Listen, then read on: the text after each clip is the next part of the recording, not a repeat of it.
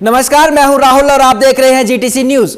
वक्त हो चला है प्रदेश की तमाम बड़ी खबरों से आपको रूबरू करवाने का, लेकिन सबसे पहले नजर डालेंगे आज की हरियाणा की 10 बड़ी खबरों पर। नारनौल लॉजिस्टिक हब में रेल कनेक्टिविटी शुरू, सीएम नायब सिंह सैनी ने पहली मालगाड़ी को दिखाई हरी झंडी। सीएम बोले जल्द ही यह क्षेत्र बनेगा आर्थिक राजधानी। मंत्री राजेश नागर ने की तिगांव विधानसभा क्षेत्र के विकास कार्यों की समीक्षा।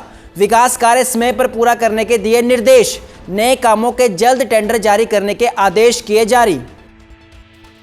सफाई कर्मचारियों की बैठक रही बेनतीजा, 13 मांगों पर बनी सहमति। पक्की नौकरी पर फंसा पेच, सफाई कर्मचारियों की हड़ताल जारी। नई शिक्षा नीति से खत्म हो रही गुलामी की मानसिकता, शिक्षा मंत्री बोले विपक्ष को नई शिक्षा नीति से दिक्कत। एनईपी से बदल रही युवा पीढ़ी की सोच, नई शिक्षा नीति युवाओं को संस्कृति से जोड़ रही। कांग्रेसियों की गिरफ्तारी पर भड़के दीपेंद्र हुड्डा, कहा सरकार लोकतंत्र का गला घोंट रही। गिरफ्तारियों को बताया लोकतंत्र का काला दिवस। पुलिस पर कांग्रेसियों से मारपीट का आरोप। भद्रकाली मंदिर में उमड़ा आस्था का सैलाब, भक्तों की लगी लंबी कतारें। रक्षाबंधन पर मां भद्रकाली को चढ़ेगी 51 फुट लंबी ऐतिहासिक राखी। 28 अगस्त को भद्रकाली मंदिर में होगा भव्य रक्षाबंधन उत्सव। फरीदाबाद के स्पा सेंटर पर पुलिस का छापा, 6 लोग हिरासत में, गुप्त सूचना के आधार पर की गई छापेमारी। अनैतिक गतिविधि का आरोप। कुरुक्षेत्र में 3 नशा तस्कर गिरफ्तार, 6 किलो अफीम, 21 लाख नगद और सोने और चांदी के गहने बरामद। गुप्त सूचना पर पुलिस ने बिछाया जाल, नशे की कमाई से बनाई अरबों की संपत्ति। यमुनानगर में पुलिस और सफाई कर्मचारियों में टकराव, धक्का मुक्की के बाद सफाई कर्मचारी हिरासत में। 15 दिन से कूड़े के ढेर, पुलिस ने संभाला मोर्चा। कूड़ा उठाने पहुंची निगम टीम का कर्मचारियों ने किया विरोध। और हरियाणा में मॉनसून पर लगा ब्रेक, उत्तरी और पूर्वी हरियाणा में बारिश की संभावना ज्यादा। 26 अगस्त तक पूरे प्रदेश में ग्रीन जोन। और बुलेटिन की शुरुआत करेंगे हरियाणा के नारनौल से। जी हां, नांगल चौधरी स्थित integrated multi modal logistic hub में आज से रेल कनेक्टिविटी की शुरुआत हो गई है। मुख्यमंत्री नायब सिंह सैनी ने पहली मालगाड़ी को हरी झंडी दिखाकर रवाना किया। मुख्यमंत्री हेलीकॉप्टर से कार्यक्रम स्थल पर पहुंचे, जहां सुरक्षा के कड़े इंतजाम किए गए थे। इस दौरान स्थानीय नेता और जनप्रतिनिधि भी मौजूद रहे। मुख्यमंत्री ने हब के रेल नेटवर्क का विधिवत शुभारंभ किया। लॉजिस्टिक हब के पहले चरण में 408 एकड़ क्षेत्र विकसित किया गया है। यहां आधुनिक स्टेशन भवन के साथ माल चढ़ाने और उतारने के लिए करीब 2 किलोमीटर लंबे रेलवे प्लेटफॉर्म तैयार किया गया है। पहली मालगाड़ी राजस्थान के न्यू डाबला रेलवे स्टेशन से चलकर नांगल चौधरी यार्ड पहुंचेगी। रेल कनेक्टिविटी शुरू होने से दक्षिणी हरियाणा में माल ढुलाई आसान और कम खर्चीली होने की उम्मीद है। सरकार को उम्मीद है कि इस परियोजना से क्षेत्र में उद्योग, निवेश और रोजगार के नए अवसर बढ़ेंगे और दक्षिण हरियाणा की आर्थिक गतिविधियों को एक नई रफ्तार मिलेगी। आज यहाँ से पहली ट्रेन को हरी झंडी दिखाई है। बहुत सारे ऐसे प्राइवेट प्लेयर्स जो यहाँ मौजूद थे, वो इंटरेस्ट यहाँ दिखा रहे हैं। ये क्षेत्र एक आर्थिक राजधानी के रूप में विकसित होगा और आदरणीय प्रधानमंत्री नरेंद्र मोदी जी का जो सपना है, आपने देखा, जो डेडिकेटेड फ्रंट कॉरिडोर शुरू होता है और ये बम्बे तक हमारे जो व्यापारी हैं, हमारा किसान है, हमारे जो उद्योग इंडस्ट्रियल जगत के लोग हैं, एक बहुत बड़ा लाभ उनको मिलेगा। कम समय के अंदर गति से उनका सामान दुनिया के बाजार में पहुंचेगा। ये हम सब के लिए बड़े गर्व की बात है। और ये जो नांगल चौधरी एरिया है, जिसका प्रयास अभय सिंह जी ने किया, आदरणीय मनोहर लाल जी ने इसकी नींव रखी, आदरणीय प्रधानमंत्री मोदी जी ने आशीर्वाद दिया। प्रधानमंत्री नरेंद्र मोदी जी भारत को गति से आगे बढ़ाने में कोई भी विषय हो, वो उसको आगे बढ़ाते हैं, पीछे नहीं रहने देते। ये ऐसा क्षेत्र आप देख रहे हैं। अभी तो जब से प्रधानमंत्री नरेंद्र मोदी जी देश के सेवक के रूप में काम कर रहे हैं। 2012 के बाद ये क्षेत्र हरा भरा दिखाई देने लगा, नहीं तो 2014 से पहले देख लो क्या था, रेत का उड़े करा था, यही रेत उड़े करा थी यहाँ से। फिर आपके सामने है मोदी जी किस तरीके से भारत को आगे बढ़ा रहे हैं। फरीदाबाद में खाद्य एवं आपूर्ति मंत्री राजेश नागर ने तिगांव विधानसभा क्षेत्र में चल रहे विकास कार्यों की समीक्षा की। सेक्टर 16 स्थित सर्किट हाउस में हुई बैठक में नगर निगम अधिकारियों, जनप्रतिनिधियों और ठेकेदारों से विकास कार्यों की प्रगति की जानकारी ली गई। मंत्री राजेश नागर ने अधिकारियों को सभी विकास कार्य तय समय सीमा में पूरा करने के सख्त निर्देश दिए। वहीं काम में देरी करने वाले ठेकेदारों को ब्लैकलिस्ट करने की चेतावनी भी दी गई। उन्होंने नए विकास कार्यों के जल्द टेंडर जारी करने और सड़क, सीवर, जल निकासी, सफाई व स्ट्रीट लाइट से जुड़े कार्यों में तेजी लाने के निर्देश दिए। वहीं कांग्रेस के सवालों पर मंत्री राजेश नागर ने कहा कि विपक्ष को जायज मुद्दे उठाने का अधिकार है, लेकिन बेवजह के मुद्दे के जरिए जनता को गुमराह नहीं करना चाहिए। देखो, जो एक हम हर महीने एक अधिकारियों के साथ एक मीटिंग रखते हैं, उसी के तहत आज ये एक मीटिंग रखी गई। और जो हमारे जो काम लास्ट मीटिंग में हमने बोले थे, उसके लिए प्री मीटिंग हमने ये रखी है और उसमें सभी वार्डों के बारे में बात की गई और सभी अधिकारी हमारे उसमें SDO, JEs, joint commissioner, SC सभी अधिकारी थे। और हमने सभी कॉन्ट्रैक्टर्स को भी बुलाया था कि भाई जो काम कहीं डिले है तो उसके लिए क्या कारण है और क्यों डिले हो रहा है। देखो, ये पल्ला सेतपुर जो रोड है उसमें जो काम चल रहा था, उसमें एक नाले का काम होना था और उसमें एक अंडरग्राउंड पाइपलाइन भी डलनी थी। उसी की वजह से वो काम डिले हो रहा था।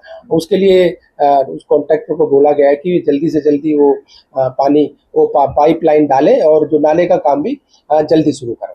चाहे सीवर के काम हो, चाहे कोई नालों के काम हो, चाहे सड़कों के काम हो, चाहे इंटरलॉकिंग टाइल के काम हो, सभी के बारे में डिस्कस हुआ है और सभी अधिकारियों को निर्देश दिए गए कि जल्दी से जल्दी जो काम पेंडिंग है उनको जल्दी पूरा किया जाए। धर्मनगरी कुरुक्षेत्र में सफाई कर्मचारियों और सरकार के बीच हुई बैठक अब बेनतीजा रही। जिमखाना क्लब में कैबिनेट मंत्री कृष्ण बेदी की मौजूदगी में हुई बैठक में कर्मचारियों की 14 में से 13 पर सहमति बनी, लेकिन सफाई कर्मचारियों को पक्का करने की मांग पर मामला अटक गया। बैठक के बाद सफाई कर्मचारी यूनियन ने साफ कर दिया कि जब तक प्रमुख मांगों पर ठोस फैसला नहीं होता उनकी हड़ताल जारी रहेगी। यूनियन का कहना है कि ठेका प्रथा खत्म करने, कर्मचारियों को नियमित करने और समय पर वेतन देने की मांग लंबे समय से लगातार उठाई जा रही है। कर्मचारियों ने आरोप लगाया कि कई बार उन्हें 6-6 महीने तक वेतन नहीं मिलता। वहीं मंत्री कृष्ण बेदी ने कहा कि 14 में से 13 मांगों पर सहमति बन चुकी है, लेकिन कर्मचारियों को पक्का करने के मामले में सुप्रीम कोर्ट और हाई कोर्ट के फैसले के साथ कानूनी अड़चनें भी हैं। मुख्यमंत्री के वापस आने के बाद इस मुद्दे पर दोबारा बातचीत की जाएगी। फिलहाल सफाई कर्मचारियों ने मुख्यमंत्री से मुलाकात करने और मांगे पूरी होने तक हड़ताल जारी रखने का ऐलान किया है। मैं माननीय मुख्यमंत्री जी से अपील करूंगा कि वो आगे आए और समाज के सबसे गरीब, पिछड़े, दलितों में अति दलित, सफाई जैसा घृणित, सीवर जैसा जानलेवा घृणित सफाई का काम करने वाले लोगों को न्याय देने का काम करें। हमारी लगभग 6-7 दौर की वार्ताएं सरकार से हो चुकी हैं। सरकार के अधिकारी सफाई कर्मचारियों को पक्का करने का रास्ता नहीं निकाल पा रहे हैं, जबकि भारतीय जनता पार्टी का 2014 का घोषणा पत्र सफाई कर्मचारियों को पक्का करने की गारंटी देता है, क्योंकि वो संकल्प पत्र है। और सबका ठेका खत्म कर दिया। एक आदमी कोई बता सकता है जो ग्रुप डी और सी का ठेके के माध्यम से लगा हो? किस माध्यम से लगा है सबको जानते हैं।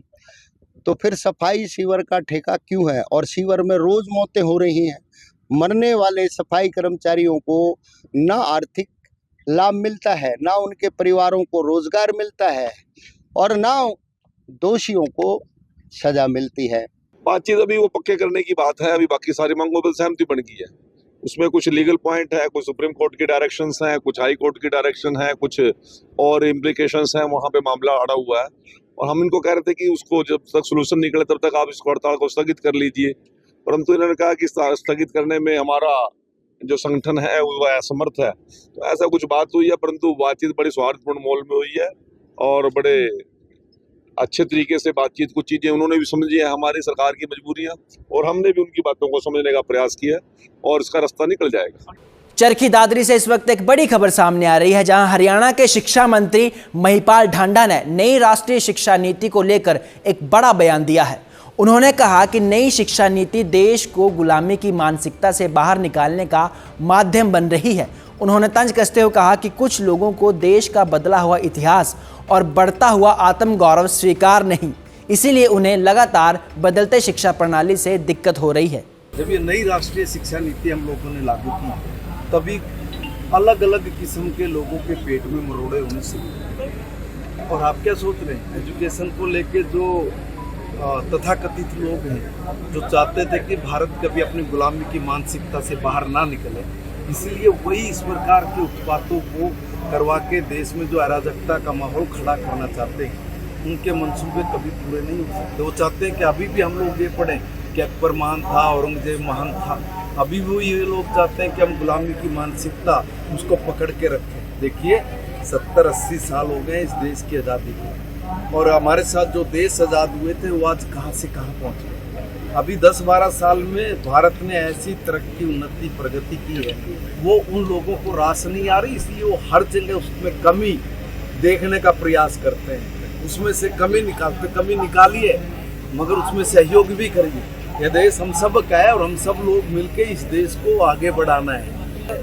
खाली उसमें राजनीतिक द्वेषता देख के, गलत दिशा में गलत बातें करके भारत को बदनाम और कलंकित करने का काम ना करें। ऐसे बहुत से नेता हैं जो इस देश में कुछ नहीं बोलेंगे, बाहर जाकर भारत का संविधान खतरे में है, भारत का लोकतंत्र वो मर गया है, भारत का नेता है, भारत के लोग हैं वो पीड़ित हैं, शोषित है, पता नहीं किस तरह का दुष्प्रचार करके भारत की जो छवि को खराब करने का काम करते, और यहाँ भी आके अनर्गल और झूठ का सहारा लेके जो देश को बदनाम और कलंकित करने का काम कर रहे हैं, ऐसे लोगों को जरा समझना चाहिए कि ये देश आपका भी है।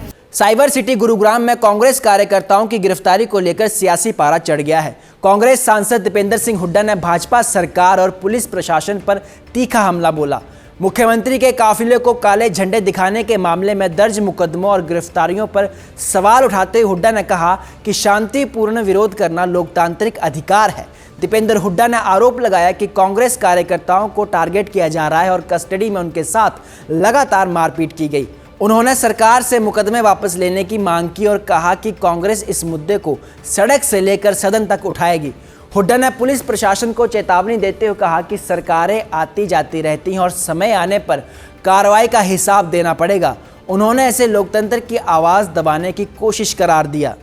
प्रजातंत्र में हमारी भी सरकार रही थी, हम हेल मोदी अफेयर्स रहे थे, मैं खुद सांसद था, हुड्डा साहब मुख्यमंत्री थे। कई बार भाजपा वालों ने काले झंडे दिखाए, यहाँ तक कि काले झंडे से भी ज़्यादा नग्न प्रदर्शन भी किया।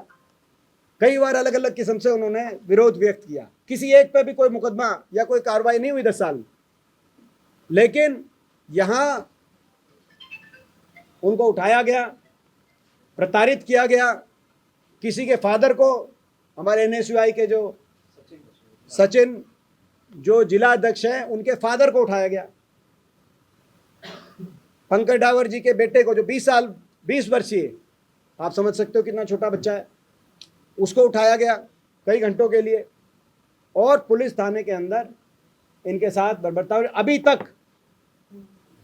अभी तक मैं पूछना चाहता हूं, इस देश में संविधान है कि नहीं है, न्यायपालिका है कि नहीं? हम न्यायपालिका में भी जाएंगे। अभी तक रिलीज नहीं किया गया, और इसमें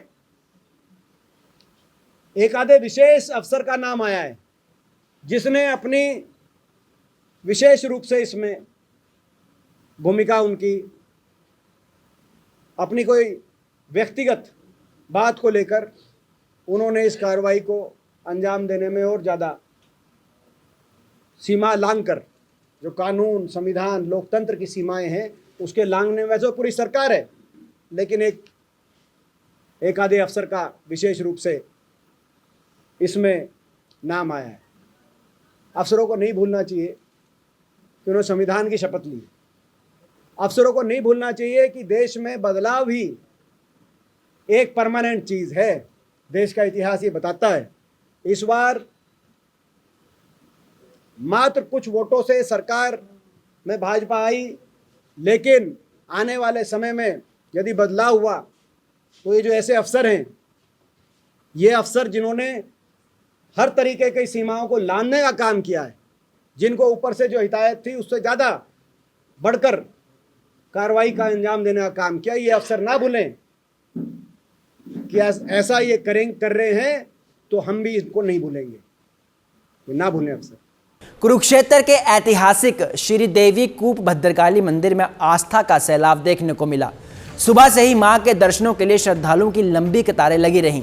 मंदिर परिसर भजन कीर्तन और मां के जयकारों से गूंजता रहा।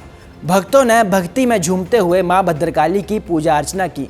पूजा और कीर्तन के बाद विशाल भंडारे का आयोजन किया गया, जिसमें सैकड़ों श्रद्धालुओं ने प्रसाद ग्रहण किया। वहीं रक्षाबंधन को लेकर मंदिर की ओर से खास घोषणा भी की गई।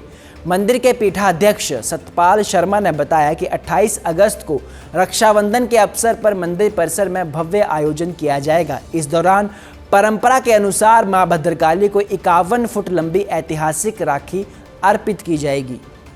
आज मां भद्रकाली शक्तिपीठ में मां के लाडले भक्तों ने मां के मंदिर में भंडारे का आयोजन किया और सभी भक्तों ने मिल बैठ करके समान रूप से मां के दरबार में बैठकर मां के भंडारे का प्रसाद ग्रहण किया। सभी भक्तों को मां दिन दुगनी रात चौगुनी उन्नति दे, सबकी मंगल मनोकामनाएं पूर्ण करें। मां के सभी लाडले भक्तों को शुभकामनाएं। और 28 तारीख को, इस बार श्रावण मास की 28 तारीख को पूर्णिमा को रक्षाबंधन का कार्यक्रम मां भद्रकाली शक्तिपीठ में बड़ी धूमधाम से मनाया जाएगा, जिसमें 51 फुट की बड़ी राखी मां के दरबार में बांधी जाएगी। मां हम सब की रक्षा करे, अपने परिवार के लिए, अपने राष्ट्र के लिए, अपने बंधुजनों की रक्षा के लिए आप मां भद्रकाली जी को रक्षाबंधन बांधें, रक्षा सूत्र बांधें। मां भद्रकाली हम सब की रक्षा करेंगी। प्रातः 11 बजे 28 तारीख को मां के दरबार में विशाल राखी बांधी जाएगी। आप सभी इसके साक्षी बने और इस पवित्र भाव से, यह भाई बहन के पावन पवित्र प्रेम का प्रतीक है। और आप सभी बहनों को, माताओं को मेरी हार्दिक शुभकामनाएं। फरीदाबाद में पुलिस ने एक सपा सेंटर पर बड़ी कार्रवाई करते हुए छापेमारी की। पुलिस को गुप्त सूचना मिली थी कि सेक्टर 12 स्थित एडिगो मॉल में चल रहे द गोल्डन स्पा में अनैतिक गतिविधियां लगातार हो रही हैं। सूचना के आधार पर पुलिस टीम ने स्पा सेंटर पर छापा मारा। कार्रवाई के दौरान पुलिस ने मौके से 1 युवक और 5 युवतियों को हिरासत में लिया। पुलिस के मुताबिक मौके पर अनैतिक गतिविधियां पाई गईं। इस कार्रवाई में कई थानों के प्रभारी और महिला पुलिसकर्मी भी शामिल रहे। एडिगो मॉल के अंदर स्पा सेंटर पे कुछ अनैतिक काम हो रहे हैं, तो उसमें रेड की गई थी। तो अभी उसकी जांच चल रही है। क्या बरामद हुआ है मैडम? मौके से जो मिला कुछ, अभी कितनी लड़कियां 5 लड़कियां पकड़ी। पीजीआई की ओर से 3 दिवसीय वर्कशॉप का आयोजन किया गया है, जिसमें क्रॉनिक पेन यानी लंबे समय तक बने रहने वाले दर्द को लेकर विशेषज्ञ चर्चा करेंगे। विशेषज्ञों का कहना है कि शरीर में होने वाले दर्द को सामान्य समझकर लंबे समय तक नज़रअंदाज करना परेशानी बढ़ा सकता है। लगातार या बार बार होने वाला दर्द क्रॉनिक पेन की स्थिति हो सकती है। ऐसे में समय रहते विशेषज्ञ से जाँच और सलाह लेना बेहद ज़रूरी है। पेन एक्सपर्ट के मुताबिक हर दर्द का कारण अलग होता है और उसी के आधार पर इलाज भी तय किया जाता है। कुरुक्षेत्र पुलिस ने नशे के कारोबार के खिलाफ बड़ी कार्रवाई करते हुए 3 आरोपियों को गिरफ्तार किया है। पुलिस ने तलहेड़ी गांव में गुप्त सूचना के आधार पर रेड की, जहां से आरोपियों के कब्जे से करीब 6 किलोग्राम अफीम बरामद हुई। इसके अलावा आरोपियों के घर से करीब 21 लाख रुपए की नकदी और सोने चांदी के आभूषण भी बरामद किए गए। पुलिस के मुताबिक थाना केयूके की टीम इस्माइलाबाद क्षेत्र के गश्त पर थी और इसी दौरान सूचना मिली थी कि तलहेड़ी निवासी सुखविंदर सिंह, हरविंदर सिंह उर्फ रुपेंद्र और जशनपाल सिंह लंबे समय से नशीले पदार्थों की बिक्री में शामिल हैं। सूचना के आधार पर पुलिस ने कार्रवाई करते हुए तीनों को घर के बाहर से काबू किया और तलाशी के दौरान करीब 6 किलो अफीम बरामद की। फिलहाल पुलिस ने मामला दर्ज कर अब जांच शुरू कर दी है।